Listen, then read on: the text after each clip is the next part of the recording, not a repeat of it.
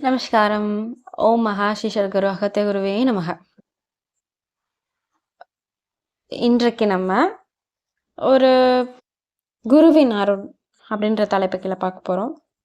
கஜராஜ சுவாமிகள் கேட்குறாங்க, ஓம் அன்பே, உருவான அப்பனை வணங்கி அருள் புரிவாயாக, அருள்மொழி பொழிய வா ஆ வா வா என்று வேண்டிக் கொண்ட இத்தருணம் வந்து எங்களை ஆதரிப்பாய் அப்பனே குருதேவா.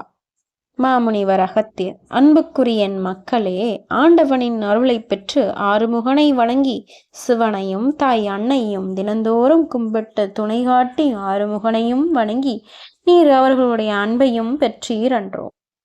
இத்தகைய தெய்வம் அன்பு கொண்ட இக்குடும்பத்தில் என்னையும் தெய்வமாய் நீர் வணங்கி வருகின்றீர் அல்லவோ. சில நாட்கள் எல்லாம் அமைதி சூழ்ந்திருக்க அவ்வப்போது சிறிய குழப்பங்கள் தலை தூக்கி சில கலக்கங்களை உண்டாக்கியிருந்தது. இத்தகைய தருணத்தில் என்னுடைய உரையாடல் நின்று போனதோ என்பது உங்களின் சிலருக்கு ஒரு கேள்விக்குறியாக இருந்தது. நான் சொல்கின்றேன், எப்பொழுது ஒரு தெய்வத்தையோ ஒரு குருவையோ ஒருவர் வணங்கி தன்னை அவரிடம் ஒப்படைத்து விட்ட தருணமே குருவின் அல்லது தெய்வத்தின் துணை வணங்குவோருக்கு எப்பொழுதுமே உண்டு. தினம்தோறும் எப்பொழுதுமே இத்தகைய நிகழ்ச்சிகள் அடிக்கடி வர வேண்டும் என்பது நியமம் இல்லை. பக்தன் கடவுளை கும்பிடுவதற்கும் கூப்பிடுவதற்கும் வேண்டிய வரம் கேட்பதற்கும் சமயம் உண்டு. ஆனால் சந்தர்ப்பங்கள், சூழ்நிலை, மனநிலை, உடம்பின் நிலை எப்பொழுதும் ஒரே முகமாக இருப்பது கடினம். இதை கண்டு கூட்டி வைத்து பொருள் எங்கு வைக்கப்பட்டதோ என்று ஒரு கேள்வி தோன்றலாம். இதை கண்டு கூட்டி வைத்து பொருள் எங்கு கைவிடப்பட்டதோ என்று ஒரு கேள்வி தோன்றலாம். கை பற்றியது பொருளாக இருந்தால் அத்தகைய பொருள் கைவிடும் சந்தர்ப்பங்களும் உண்டு. கைப்பற்றியது தெய்வத்தின் அருள் என்பது.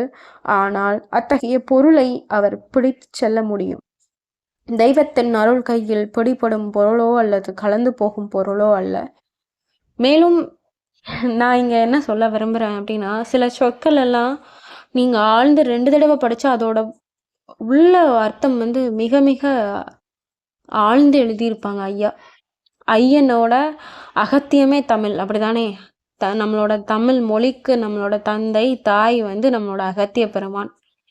இந்த சொற்கள் எல்லாம் கஜராஜ சுவாமிகளுக்கு தெரியும் அப்படின்னு எனக்கு அவங்க தமிழ் படிச்சு இல்லை, அதெல்லாம் அந்த குறிப்பெல்லாம் நான் உங்களுக்கு முன்னாடி போட்டிருக்கேன், வீடியோவில் பாருங்கள். ஐயா அதுலேயே சொல்லியிருப்பாங்க, நான் தமிழ் கொஞ்சம் தெரியும், ஆனால் ஃபுல்லாக எழுதவோ பேசவோ ஃபுல்லாக என்னால் முற்படலாம் எனக்கு ஒரு வாய்ப்பு இல்லை. நான் தமிழ்நாட்டில் பிறந்திருந்தாலும் கூட வாழ்ந்து வசித்து பாடம் எடுத்து ஸ்வாலஜி ப்ரொஃபஸராக ஐயா கஜராஜ சுவாமிகள் பணியாற்றியிருக்காங்க. கன்னடாவில் கர்நாடகாவில் குடகு அந்த கூர்கு இருக்குல்ல, அந்த ஏரியா. இதை ஏன் சொல்கிறேன் அப்படின்னா, சில சொற்கள் நம்ம சொல்லும் போது ஆமாம் இது ஐயன் தான் சொல்லியிருக்காங்க அப்படின்றதுக்கு உதாரணம் நிறைய இருக்குது இந்த புத்தகத்துலன்னு சொல்கிறேன். சும்மா யாரோ எழுதி கொடுத்த மாதிரி இல்லைங்க. யாரோ சொல்லியிருக்காங்க, யாரோ எழுதியிருப்பாங்க போல கைப்பட இல்லை. ஐயனோட முத்திரை இருக்கும். நான் சொல்லியிருக்கேன் அப்படின்றதுக்கு அச்சு வேற ஆணி வேற ஐயன் சொல்லியிருப்பாங்க. இங்கே பாருங்களேன், இதை கண்டு கூட்டி வைத்த பொருள் எங்கு விடப்பட்டதோ என்ற ஒரு கேள்வி தோன்றலாம். கைப்பற்றியது பொருளாக இருந்தால் அத்தகைய பொருள் கைவிடும் சந்தர்ப்பங்களும் உண்டு. கைப்பற்றியது தெய்வத்தின் அருள் என்பதானால் அத்தகைய பொருளை அவர் பிடித்து செல்ல முடியும். புரியுதா என்ன சொல்ல வராங்கன்னு?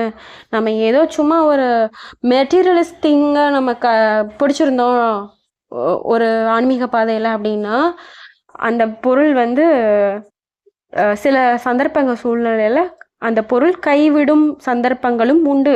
ஆனால் கைப்பற்றியது தெய்வத்தின் அருள் என்பதால் அந்த பொருளை அவர் பிடித்து செல்ல முடியும்னு சொல்லியிருக்காங்க. உங்களுக்கு இதோட பொருள் விளக்கம் புரியுதுன்னு நினைக்கிறேன். நானும் அதுக்கான இதே என்ன சொல்லியிருக்காங்களோ அந்த விளக்கத்தை தான் நானும் சொல்கிறேன்னு நம்புகிறேன். அடுத்த வாசிக்கிறேன். தெய்வத்தின் அருள் கையில் பிடிபடும் பொருளோ அல்லது கலந்து போகும் பொருளோ அல்ல. குரு அல்லது கடவுள், சிஷ்யன் அல்லது பக்தன் இவர்களுக்கு இருக்கும் உறவு துண்டிக்கப்பட வேண்டும் என்றால் ஒருவன் பக்தனின் செயல்கள் அதர்மத்தின் பிடியில் சிக்கிக் கொண்டால் அல்லது சீடன்தான் கொடுக்கும் அன்பையும் சக்தியையும் மதிப்பு அறியாது அதர்மத்தில் செலவழித்தால் அப்பொழுது இத்தகைய தெய்வீக சம்பந்தம் துண்டிக்கப்படுகின்றது. மழை அவ்வப்போது பொழியும் கதிரவனின் ஒளி ஒரு நாளில் மறுபாதி ஒளியாகும். இதுபோல் தியானத்தில் ஆழ்ந்தவனுக்கு சாதனையில் ஈடுபட்டவனுக்கும் தெய்வத்தின் அருளை நாள் முழுதும் பார்த்து கொண்டு இருக்க முடியாது.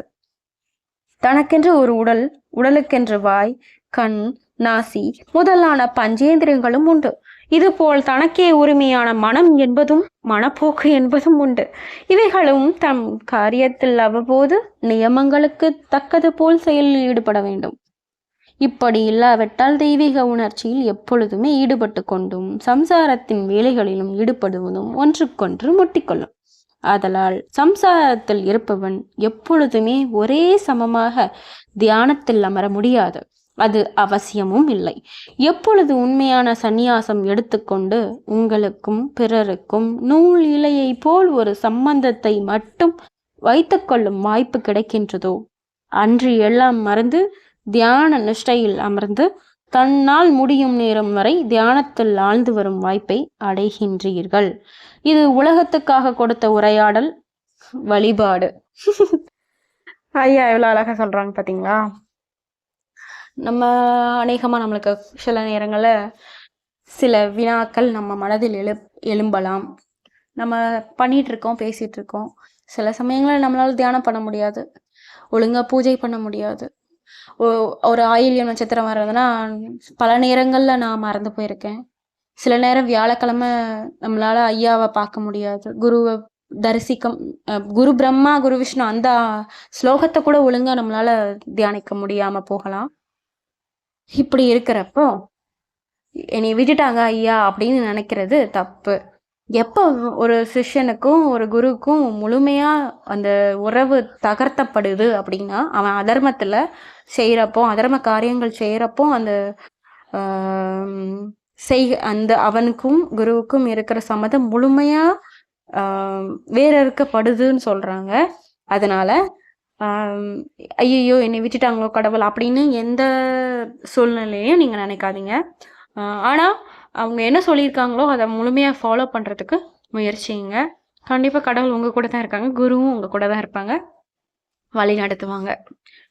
நமஸ்காரம்.